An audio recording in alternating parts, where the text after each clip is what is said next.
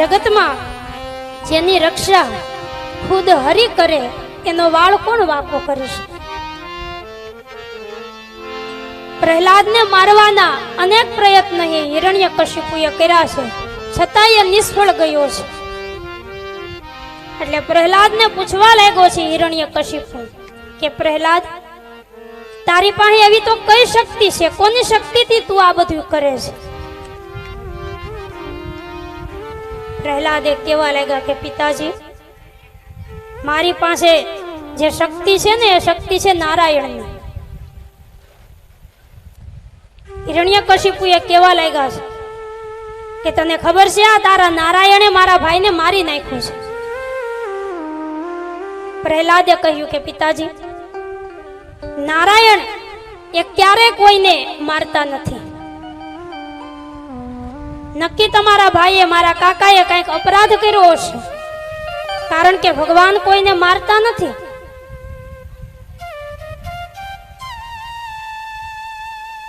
હિરણ્યકશિપુ એ પ્રહલાદને અનેક રીતે સમજાવી રહ્યા છે કે આ નારાયણને તું ભૂલી જા, નારાયણ એ મારો દુશ્મન છે.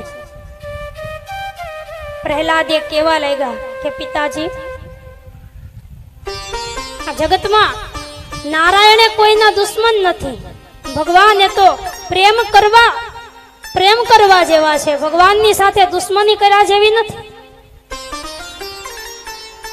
તમે એકવાર એનું નામ લઈ અને એના શરણે જાઓ, પછી તમને ખબર પડે કે નારાયણ છે કોણ.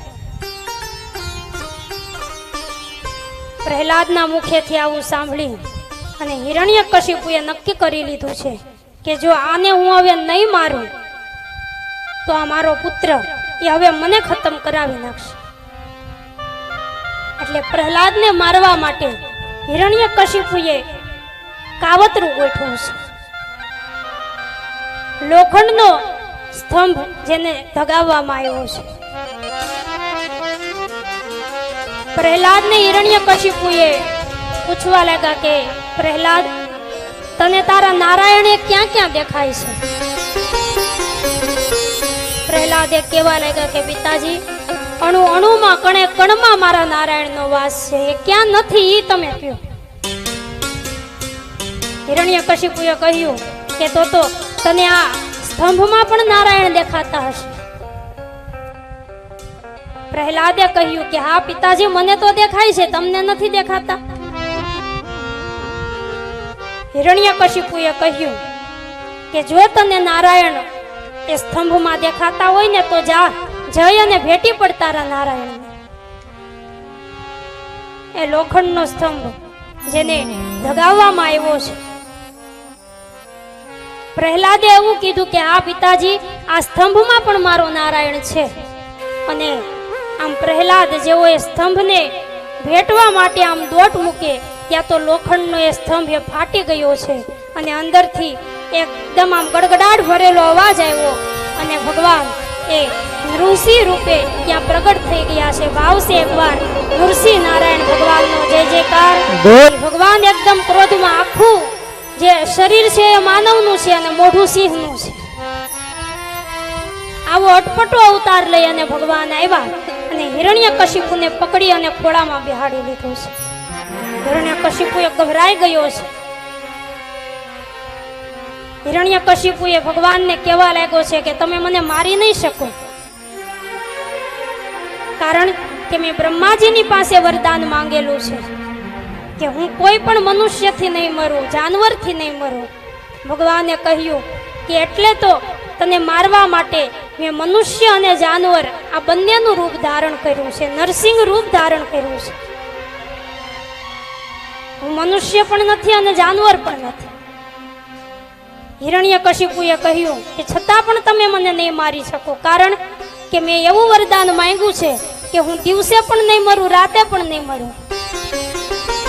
ભગવાને કહ્યું કે હિરણ્યકશિપુ, નજર કરી લે, અત્યારે દિવસ પણ નથી, રાત પણ નથી, સંધ્યાનો સમય છે. હિરણ્યકશિપુ કહેવા લાગ્યો કે મેં એવું પણ વરદાન માંગ્યું છે કે હું અસ્ત્રથી પણ નહીં મરું, શસ્ત્રથી પણ નહીં મરું. ભગવાને કહ્યું કે એટલે તો આજે હું તને મારા નખ વડે મારવાનો છું. નખે અસ્ત્ર પણ ન કહેવાય, શસ્ત્ર પણ ન કહેવાય. હિરણ્યકશિપુએ કહ્યું કે મેં એવું પણ વરદાન માગેલું છે કે હું પૃથ્વી ઉપર પણ નહીં મરું, આકાશમાં પણ નહીં મરું. ભગવાને કહ્યું કે એટલે તો તને હું મારી ગોદમાં લઈ અને મારવાનો છું. આ મારો ખોળો છે, આ પૃથ્વી પણ નથી, આકાશ પણ નથી. આમ ભગવાને નૃસિંહ અવતાર ધારણ કરી હિરણ્યકશિપુને પોતાની ગોદમાં ખવડાવી દીધો છે. હિરણ્યકશિપુએ કાપવા લાગ્યો છે. ભગવાનનો ક્રોધ એ ક્યાંય શાંત નથી થતો, અને જેમ કાપડનો વેપારી તાકાને ચીરે એવી રીતે ભગવાન હિરણ્યકશિપુને ચીરી નાખ્યો છે. અને હિરણ્યકશિપુની અંદરથી આંતરડું કાઢી અને ભગવાને ગળામાં પહેરી લીધું છે. દેવતાઓએ પુષ્પોની વૃષ્ટિ કરી છે. નરસિંહ નારાયણ ભગવાનનો જે જયકાર કર્યો છે. બોલો શ્રી નરસિંહ નારાયણ ભગવાન કી જય. આવી રીતે હિરણ્યકશિપુને ભગવાન નરસિંહ અવતાર ધારણ કરી અને સદગતિ આપી છે.